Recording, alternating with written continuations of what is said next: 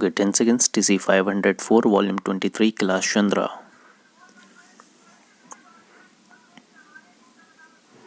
Start. Mr. Deputy Speaker, Sir, I rise to support the demands for grants relating to the Ministry of Labour being headed by a dynamic leader and young minister. In a vast country like ours, where we have a very large population, labor force is a very important ingredient for the development of our nation. This particular human resource has not been utilized to the extent possible. This is indeed regrettable. We should look upon population not only as a liability, but in the given circumstances, our population or the manpower should be utilized to the best possible extent by giving suitable training. I think the Labor Department and the laborers deserve a great deal of respect because whatever we do in this country, the whole process of national reconstruction revolves around the work of the laborers. In our country, unfortunately, the labor force is not well organized. Only a very small percentage of the labor force, about 10%, is in the organized sector, whereas about 90% of the laborers are in the unorganized sector. About 27 crore laborers are in the unorganized sector and only 3 crore laborers are in the organized sector. For the welfare of a large number of people, various laws are being made. We have been talking about labor legislation for a long time. A lot of legislations have already been made, but we have to consider seriously whether all the legislations have helped the labor class. I am sorry to say that a lot of these laws are just accumulating dust and they have not been really useful in many circumstances. Unless the law is practiced in the proper spirit, the workers will not be benefited. Thus, particular aspect has to be taken into account while making the legislation. Now, there has to be a great deal of political will and enthusiasm to see that the labor laws are really implemented and benefit the people. Our dynamic and young minister has recently said in a meeting in Pune that in this session a new legislation is going to be presented.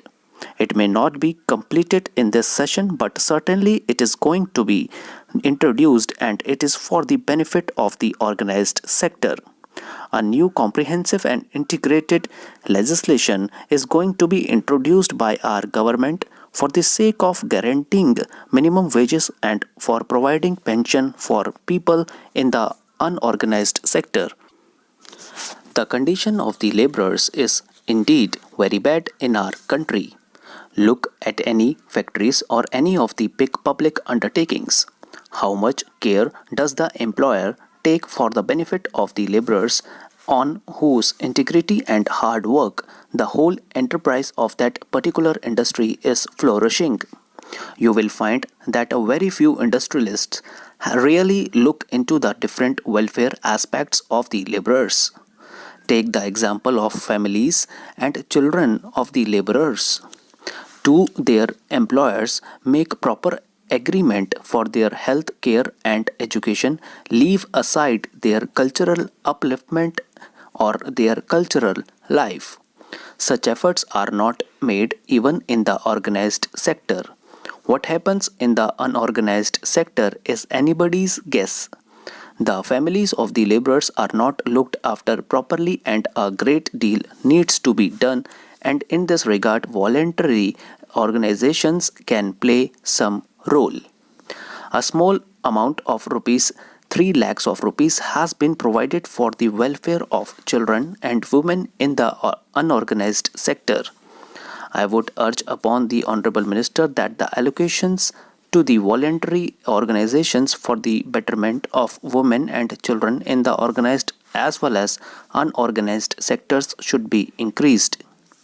As regards the lockouts, wherever there is a lockouts of the industry, the laborers have a great deal of suffering.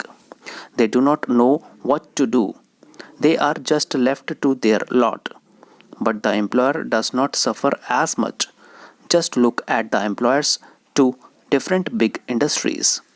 Their standard of living does not change after locking the industry, but the people in the factories are left on the street. I suggest that whenever the question of lockout in a particular industry comes up, the question should be considered whether the laborers will be able to run a particular industry, and a lot of consideration should be given to this particular aspect, and if possible, that particular industry should be kept alive.